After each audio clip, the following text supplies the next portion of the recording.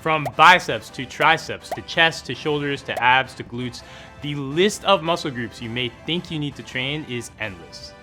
And if you're chasing a perfectly complete physique, it may seem impossible to get it all done in one workout or even in a few workouts. But that's why veteran gym goers adopt something called a training split. And this is almost exactly what it sounds like.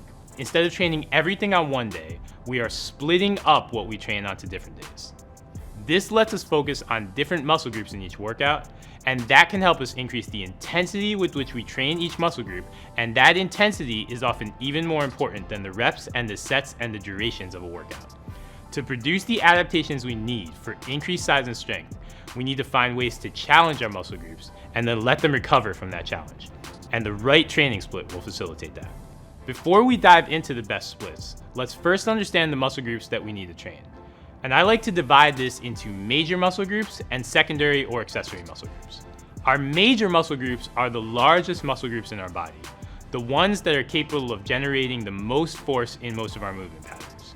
These major muscle groups are our chest, which drive all pushing motions by drawing our arms across our body, our back, which governs our ability to pull our arms toward our torso and behind our torso. This includes your lats, rhomboids, and your trapezius muscles, and our legs. Legs are often viewed as one muscle group, but there are three distinct major muscle groups we train when we attack legs. You have your quads, which straighten your knees, your hamstrings, which bend your knees, and your glutes, which also power hip extension. The secondary or accessory muscle groups aid many of these processes. Your triceps and shoulders help the chest drive those pushing motions. Your biceps help our back drive the pulling motions, and your core muscles help stabilize your spine while also letting it flex and bend. Additionally, we have a few smaller muscle groups that are almost always active in nearly every single strength building workout. These include your forearms, which help you grip any load you're using, your calves, which play a major role in every step, and your traps, both upper and lower, which help maintain scapular stability. Your first obligation in your training is always to train those larger major muscle groups. In part because if we do that well, we will tangentially train our secondary muscle groups and our minor muscle groups. If you have extra time, add in secondary and accessory muscle group exercises. And if you have even more time after that, or you have specific goals, spend time training your minor muscle groups too. Still not sure what to do? Here is a super simple guide to picking the best workout plan. The first and simplest is the full body split. And in this split, you'll train every single body part every time you do a resistance workout. Now, how are we gonna get that done? You'll almost solely focus on training only those major body parts, choosing exercises that hit only those muscles. An ideal full body split workout would have you doing a row pattern, like a dumbbell row or cable row, a horizontal pressing pattern, like a bench press, and a lower body pattern, like a goblet squat, in one workout. The best part of this split is its simplicity, which makes it really great for beginners. No matter how you do it, you'll get plenty of chances to get better at the exercises you're doing. This is also time efficient, focusing on the most critical movement patterns your body is capable of. The downside of this approach is how much it relies on large movement patterns that challenge multiple muscle groups. If you're going hard in these workouts, the moves you're doing early on in the workout will leave you fatigued for the exercises you do late in the workout, and that'll keep you from moving your heaviest weights to really push for muscle and strength gains. You also likely won't spend much time training your accessory muscle groups like your biceps and triceps. The other downside is fatigue between workouts. If you've trained your entire body hard on a day, then the next day you're likely going to need to rest and recover. And depending how hard you've gone, you may need 2 days to rest and recover. This is great for anyone who wants to train just 2 to 3 days a week, but if you're pushing for more frequency than that, you'll find it hard to recover effectively. Another popular training split is the upper-lower split. In this split, you'll train upper body on one day and then lower body on another, and you may repeat this idea 1, 2, or 3 times a week. Now we're starting to get more nuanced, and because we're no longer training the entire body, we can add in more accessory motions. This is naturally a great split for anyone who wants to train 4 days a week.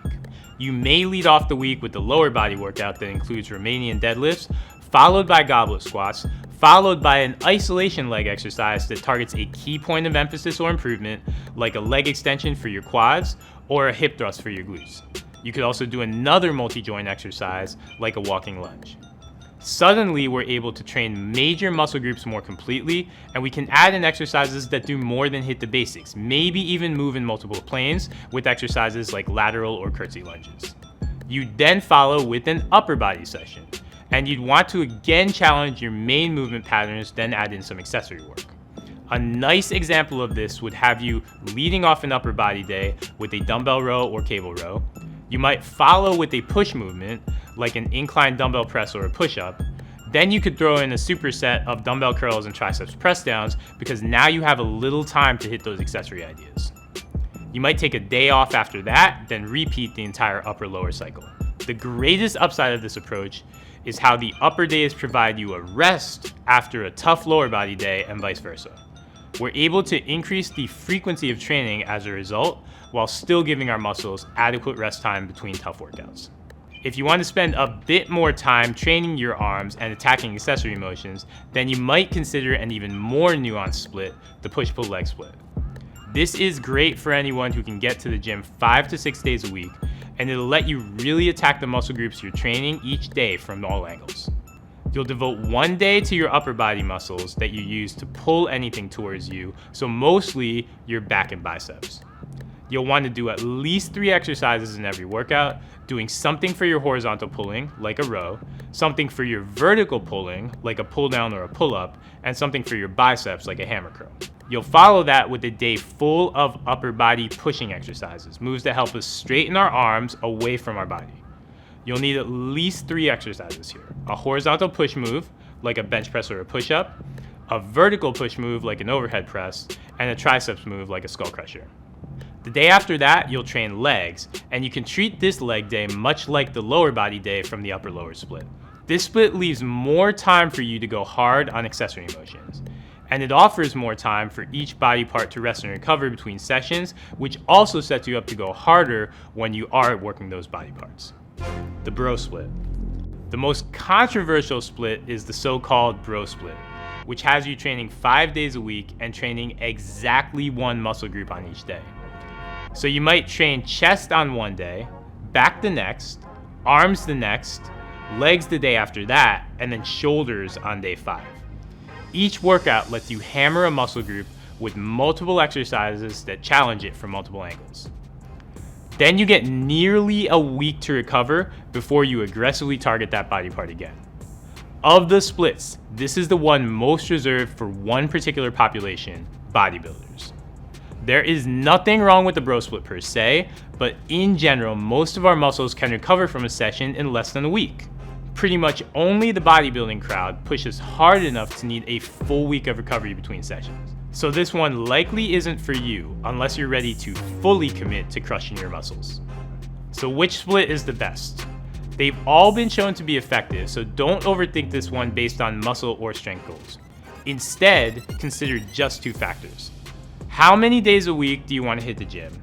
And how hard do you want to push each muscle group? If you can only train 2 days a week, the decision is basically made for you. You'll need to use the full body split so you're hitting your key movement patterns more than once a week. If you can train 3 or more days a week, then any split could work. But ask yourself how hard you really want to go. If you want to push each muscle group to the limit to truly spark growth, you want to consider a push-pull leg split or maybe a bro split.